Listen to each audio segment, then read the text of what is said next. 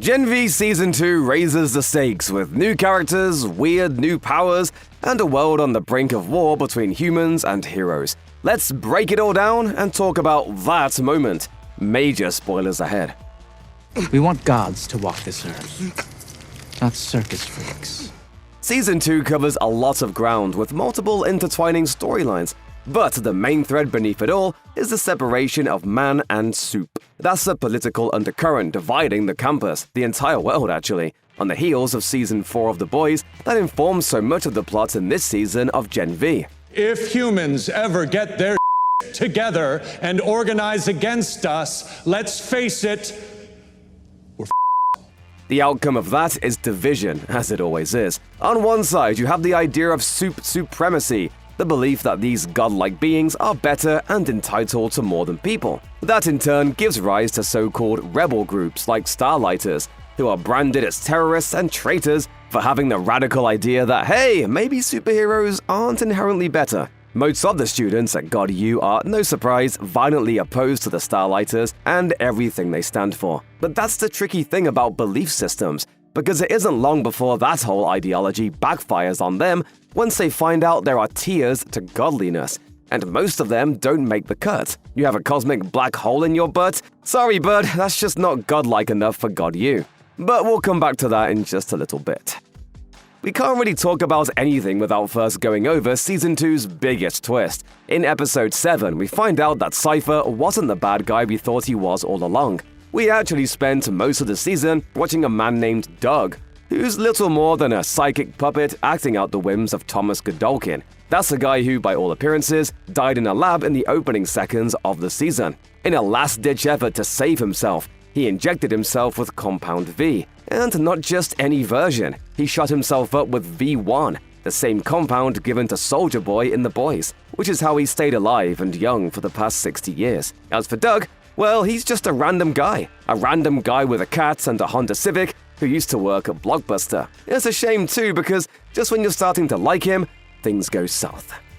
Welcome to Hero Optimization.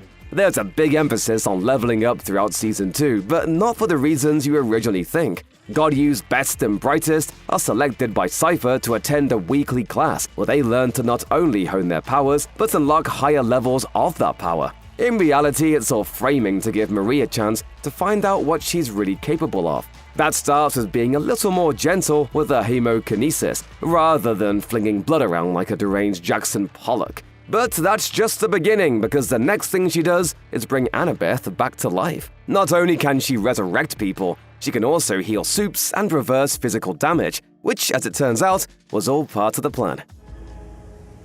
Thank you. Whoops! Of course, it's not like all of those random Supes at the school are capable of going Christ mode if they just apply enough hard work and discipline. To recap, as an infant, Marie was a subject of Project Odessa, a clandestine operation that GodU developed to create truly godlike Supes. She was written off as a loss early on because she didn't immediately display any powers, but once they began developing later, Godolkin took a particular interest in her from afar, which may have given you the same question Annabeth had. Why go through the whole charade of getting Marie to believe that Godolkin was being held prisoner by Cipher so that she would show up on her own accord and heal him? Why not just hop into her brain and force her? He can't. She's just too powerful. That's it in a nutshell, which has pretty huge implications. See, the only other successful subject of Project Odessa was Homelander, which means he's impervious to mind control as well. Until Godolkin briefly shows that he is in fact capable of bending Marie to his will. Tommy Godolkin may be out of the picture by the end of Season 2, but the cat's out of the bag, so to speak. If anyone else is or was able to get similar powers out of the V1 compound, then Homelander may not be as invincible as he seems. Before we move on, we have to point out that none of those twists came out of nowhere. Knowing what we know now, all the breadcrumbs were actually in front of us the whole time. First, there were hints from the beginning that Doug/Cipher had some sort of secret he was hiding. You could always peer into my noggin and find out. Though, fair warning, you might not like what happens when you do. Also, he's not dropping chicken breasts into a blender because he likes gross stuff. It's just fueling his body. Godolkin doesn't care if his Doug puppet enjoys his meals or not, as long as he stays alive. Which, Godolkin may be a murdering, torturing psychopath, but but after seeing how much he enjoys food when he can eat again, the fact that he's been making Doug drink chicken milkshakes since 1996 might be his most unforgivable crime. What an asshole! Turning to Marie, it wasn't always obvious, but in hindsight, she was clearly the focus of all the leveling up exercises. Where is he gunning for you? If I know. As for the big one, the Cipher was actually under the control of Godolkin the whole time. Episode 3 dropped a pretty big clue when Marie's aunt said that his name was Dr. Gold, which is too similar to Godolkin to ignore. You could even get into the weeds on the name, Cipher. At the risk of losing everyone in cryptography, a replacement cipher uses one character in place of another. Someone in that writer's room was clearly cooking. Did you catch any other clues? Let us know! Once Godolkin is fed and reskinned, he doesn't waste any time moving ahead with his grand ambitions to cull the herd at God U. We have had to embrace mediocrity to celebrate novelty acts. No more. To be honest, his entire scheme here gets kind of convoluted and murky. He sets up sessions with about a dozen students at a time and uses his power to force them to kill each other until he can make it to a button. Then he does it again, but at the same time, he's just using all of this as an excuse to lure Marie to him, but also trying to get strong enough to control her when she does show up, but also legitimately interested in culling the weak Supes, albeit in the slowest, most inefficient way possible. You sort of lose track of his motivations because there are so many of them. If he actually still cares about this culling that he's been going on and on about, wouldn't it be easier to just walk around campus forcing masses of weaker Supes to commit what's the word we're allowed to use? Involuntary self-smiting? God, 2025 is a tragic time. Or even better, since he apparently knows every student's power and ranking by heart, he could just target the obviously useless ones. It's kind of a weak point in an otherwise strong season, but maybe it makes sense, since this is the first time he's deviated from Sage's plan. Maybe his new, original plan is just dumb. It's annoying how smart she is. Speaking of new, original, and occasionally dumb, Season 2 introduced multiple new characters with some bizarre powers. There's Modesty Monarch, a very literal social butterfly who teaches advanced influencer fluency at God U. We're actually not sure what her powers are besides wings and opinions. And I firmly believe that feminism has ruined America. Then there's Stacy, who's part bee and strongly hints that, like a bee, stinging someone would also kill her. Unfortunately, she sort of fades out of the action before the end, so we never get to see what would happen there. Vicor is big and carries a hammer, and eventually loses his face. Dognot is hilariously pointless. He's sort of a bounty hunter with the powers of a basset hound, but what really makes his appearance special is that it didn't come out of nowhere. He was a throwaway joke in The Boys. Hold up. I thought he ate a dog. Marie's sister Annabeth, meanwhile, is a precog, although not a very good one.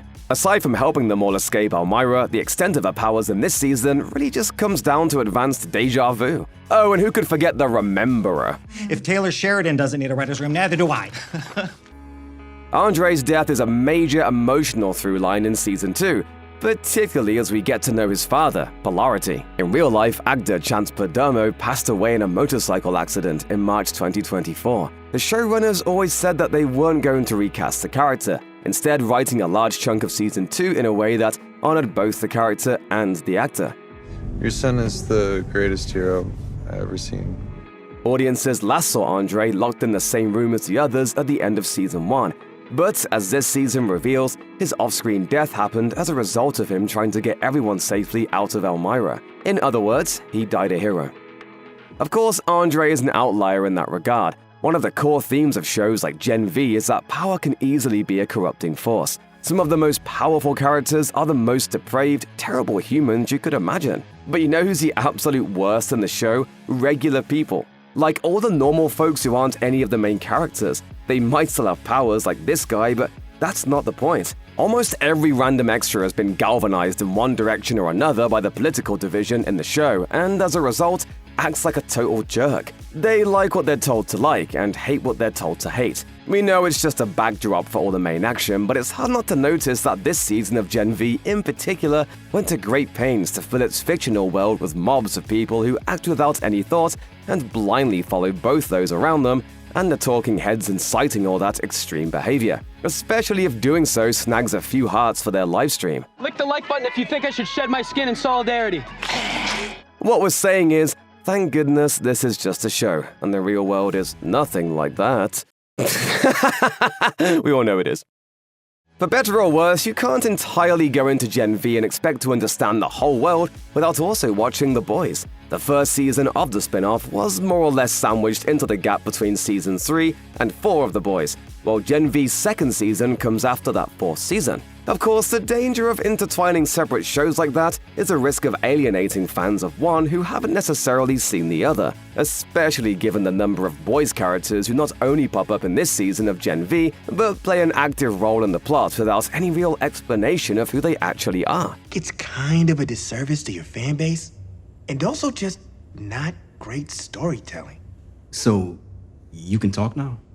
To their credit, both Gen V and The Boys ride that line pretty well. As Gen V showrunner Michelle Fazekas told Variety, "The way that I think of it and the way that Eric Kripke also thinks of it is, if you watch both shows, you will get the story on a different level than people who only watch one or the other. But we make sure you can still enjoy it and still understand the story, having not seen one. It works well enough. Take Homelander, for example. He's mentioned with enough context that you get the gist that he's basically evil Superman. That's enough for the main story.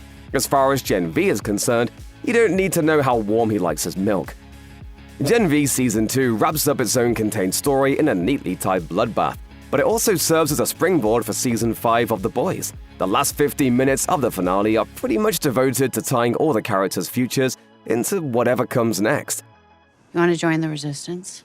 So, the big question is, will that also lead to a third season of Gen V? At the time of this video, the fate of a potential Season 3 is up in the air. Again, the ending of the season left things open-ended by having everyone running into Starlight and A-Train and agreeing to join their team. But that continuing storyline could factor into The Boys just as easily as Gen V. Head honcho Eric Kripke told The Wrap that there's a plan for a third season, but it all depends on how well Season 2 does.